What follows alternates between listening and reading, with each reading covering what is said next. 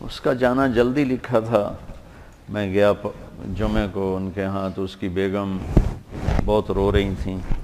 وہ کہہ رہی تھیں کہ مجھے آج کل کہہ رہا تھا کہ دیکھو عائشہ، میرے پاس ٹائم تھوڑا ہے، جلدی کر لو بچوں کی شادیاں، اور دیکھو تم ناراض نہ ہونا، میں نے اللہ سے اب اس کے راستے کی شہادت مانگی ہے، تو تم پریشان نہ ہونا میرے بعد، میرے بچے تمہاری خدمت کریں گے، سہیل بھائی تمہاری ضرورتوں کا خیال رکھیں گے، میں نے اللہ سے شہادت مانگی ہے. مجھے لگتا ہے میری عمر بس 52 سال ہی ہے، 52 سال کی عمر میں انتقال ہو. تو کہنے لگی میں نے اس سے کہا تیری ماں 75 سال کی عمر میں مری، تیرا باپ 80 سال کی عمر میں مرا، تو کیوں ابھی سے موت کر رہا ہے؟ کہتا بس مجھے لگتا ہے میرے 52 سال ہی ہیں، لہٰذا پریشان نہ ہونا میرے بعد، اللہ تمہیں ضائع نہیں کرے گا، تمہارے بچے تمہاری خدمت کریں گے، سہیل بھائی تمہاری ضرورتیں دیکھیں گے. تو میں نے اپنے اللہ سے مانگا کہ میں اس کے راستے میں اپنی جان دوں. تو کہاں سے تقدیر نے اس کو اٹھایا. امریکہ سے انگلینڈ آیا ہے، انگلینڈ سے کراچی آیا ہے، کراچی سے لاہور آیا ہے. تو لاہور تھا تو سعید چلی کی جماعت میں چل رہا ہے وہاں چترال. اس کا فون آ گیا کہ میری نصرت کے لیے آؤ، سہیل کو بھی اس کو بھی. تو تیار ہو گیا، ٹھیک ہے میں آتا ہوں. اور سہیل کو بھی اس نے تیار کیا، مجھے بھی فون کیا آپ بھی چلو. تو سہیل نے بھی کہا، میں نے کہا ٹھیک ہے آپ لوگ تو چلو، میں بھی دیکھتا ہوں اگر موقع ہوا تو میں بھی چلتا ہوں آپ کے ساتھ، میں تو کبھی چترال گیا نہیں، چلو آپ کی برکت سے میرا بھی سفر ہو جائے گا. کاش آپ میں سے کوئی بچہ مجھے اس جیسے اخلاق والا مل جاتا. میں تمہارے استادوں سے کہہ رہا تم سارا دن قرآن حدیث پڑھاتے ہو، لیکن تم سب میرے سامنے میرے بچے ہو، کچھ میرے بھائیوں جیسے مولانا عبیداللہ صاحب جیسے میرے مولانا مفتی صاحب جیسے، باقی سب تو میرے چھوٹے ہیں. میں نے کہا میں دیانتداری سے کہتا ہوں، میں تم میں وہ اخلاق نہیں، اپنے میں وہ اخلاق نہیں دیکھتا جو میں نے اس نوجوان میں وہ اخلاق دیکھے. تو سٹیج پر جب اداکار آتا ہے تو اس کے آنے کا جو وہ ہوتا ہے نا، اس کو کہتے ہیں انٹری. وہ اگر ایسی ہو کہ مجمع اثر لے لے تو پھر وہ چھا جاتا ہے. وہ آئے جواد وسیم کی طرح پیٹ نکال کے تو وہ کبھی بھی سٹیج پہ مشہور نہیں ہو سکا. تو ایک اداکار کا آنا یہ بڑا قیمت رکھتا ہے. ایک جب وہ اپنا وہ پروگرام یا اپنا حصہ ختم کر کے جب نکلتا ہے پیچھے، ایک وہ بیچ میں کچا پکا بھی ہو جائے تو کوئی فرق نہیں پڑتا، لیکن اس کا آنا بھی ہونا چاہیے گرم جوشی کا، اور جانا بھی ہونا چاہیے گرم جوشی کا. تو پھر بیچ کا جو کچا تاثر ہے یا تھوڑا جو ڈاؤن ہوتا ہے وہ لوگ بھول جاتے ہیں. تو پھر میں وہ اس کو تشبیہ دیا کرتا تھا، میں کہا جنید تیری انٹری بڑی زبردست ہوتی ہے. مجھے اتنے لوگ فون کرتے ہیں، کبھی کوئی ایسے نہیں گرم جوشی، کبھی کسی نے مجھے اتنی گرم جوشی سے کبھی نہیں کہا مولانا مولانا مولانا، چاہے دن میں 10 دفعہ فون کرو اسی گرم جوشی کے ساتھ بول. یہ میرے والد مرحوم میں عادت تھی کہ وہ جس کو ملتے تھے آؤ جی ایسے کر کے ملتے تو لوگ ساری زندگی یاد رکھتے تھے. وہ پہلی انٹری ایسی ڈالتے تھے، حالانکہ وہ بڑے غصے والے تھے، لیکن پہلی انٹری ایسے آؤ جی آؤ جی آؤ جی، تو وہ لوگ ساری زندگی یاد رکھتے. اب مجھ سے وہ ہوتا ہی نہیں ہے. ایک دفعہ ہمارا نائی، میں نے شاید پہلے بھی سنایا آپ کو، عبدالشکور مرحوم فوت ہو گیا. مجھ سے کہنے لگا مولانا صاحب توڑے دیرے آمن دی کوئی چس کوئی نہیں، آپ کے دیرے آنے کا کوئی مزہ کوئی نہیں. میں کہا کیوں؟ اچھا میں نے اس کو گھر بنوا کے دیا، اس کا سارا خرچہ میرے ذمے، اس کے بچوں کا، اس کی بیگم کا، اس کی بیماری کا، بچوں کی شادی کا، بچیوں کی شادی کا، سارا خرچہ میرے ذمے، سال کی گندم سارا میرے ذمے. میرے باپ نے ایسا کبھی نہیں کیا تھا، شاید کبھی 5-10 روپے دیتے ہوں اس توتے کے. اور یہ سارا کچھ میں کر رہا ہوں، اور اب اس کے مرنے کے بعد بھی اس کا وظیفہ اسی طرح چل رہا ہے، میں نے اس کو بند نہیں کیا. لیکن گرم جوشی اور ٹھنڈے پن کا کتنا اثر ہوتا ہے. کہنے لگا مولانا صاحب توڑے دیرے آمن دی چس کوئی. میں کیوں؟ کہ جب میاں صاحب ہوندے ہیں یعنی میرے والد، تو جو ہی میں گیٹ پہ آتا تو دور سے کہتے آؤ بھائی عبدالشکور آ گیا، اتنا دے ہاتھ ہوندے ہیں آؤ بھائی عبدالشکور آ گیا. او بشیر آ 2 بندیاں دی روٹی لے آ. کھاتا زیادہ تھا تو کہ 2 بندیاں دی روٹی لے. تو اس کو 2 کی بجائے, میرے باپ کا پروٹوکول کیا تھا, 2 کی بجائے 4 روٹیاں, ٹھیک, اور ایک یاؤ بھائی یاؤ بھائی. میں یہ نہیں کر سکا, ٹھیک ہے. اور میں نے کیا کیا, میں نے آپ کو بتا دیا ہے. اب وہ سارا اس نے 0 کر دیا, اور میرے باپ کا یوں ملنا اس نے 100 کر دیا, اور کہنے لگا تواڈے کول آویدا ملن واسطے منہ تواڈا ایدے ہوندا مسافر تسی ایدے کر دیو, تانوں کی ملنا. اس کو یہ دیکھو میری ساری خدمت اس نے کیسے 0 کر دی. یہ توجہ فرما نہیں ہوتا. توجہ کہاں سے ہے؟ وجہ, چہرہ میری طرف کرو, چہرہ توجہ اپنے چہرے کو میری. اس لیے تو میرے نبی اذا التفت التفت جميعا, یوں نہیں کرتے تھے, یوں نہیں کرتے, یوں کرتے تھے پورا, اور یوں ہوتے تھے پورا.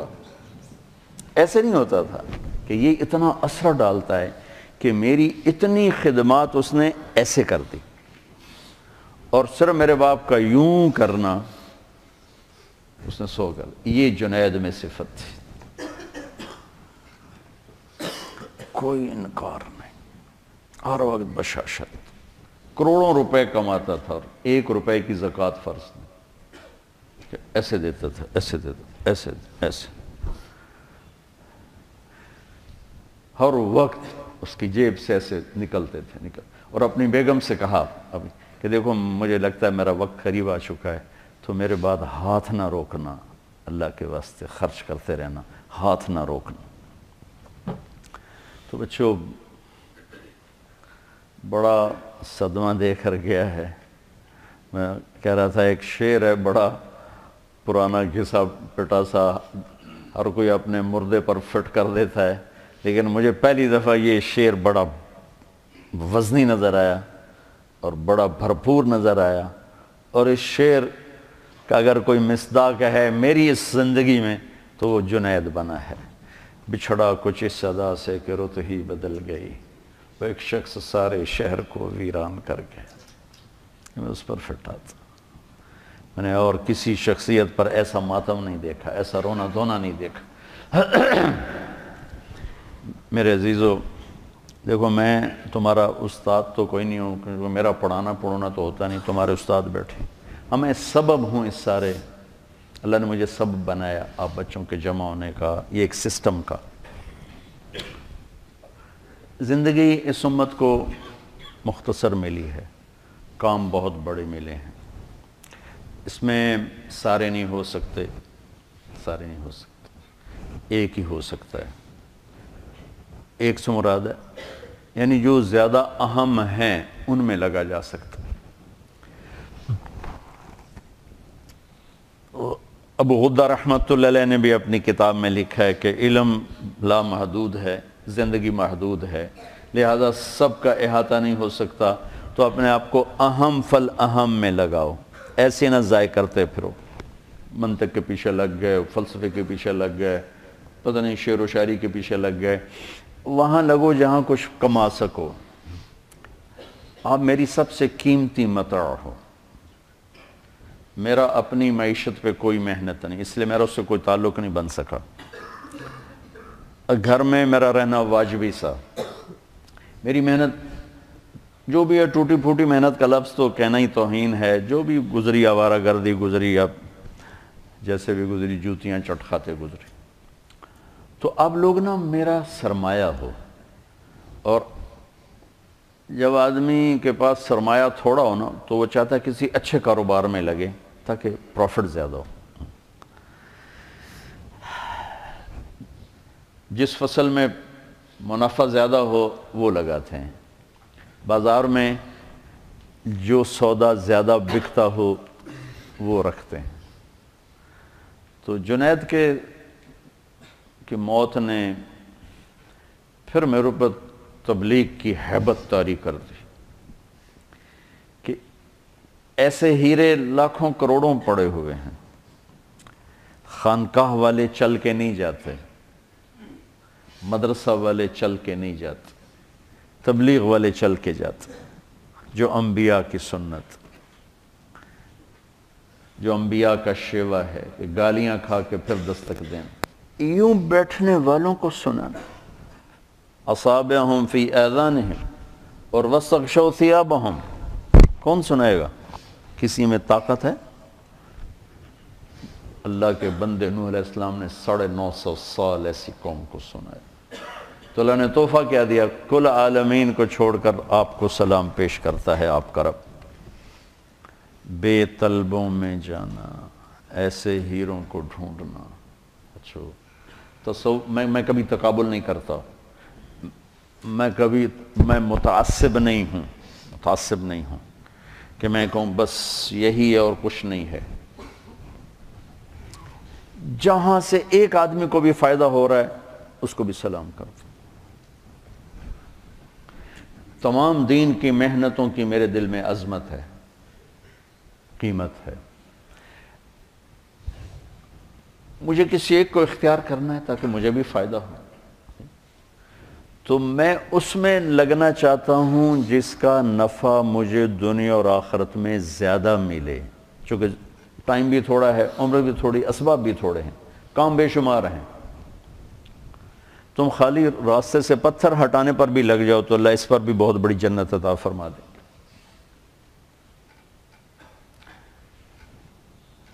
ایک واقعہ یاد آیا، ایک غلام جیلانی برق مرحوم تھے، پہلے تو وہ پرویزی ٹائپ تھے، پھر مولانا زید الحسانی رحمۃ اللہ علیہ کی صحبت کی تو فیل اللہ نے ان کو توبہ کی، توفیق بخشی، تو بہت بڑے ادیب تھے، قلم کے بادشاہ تھے۔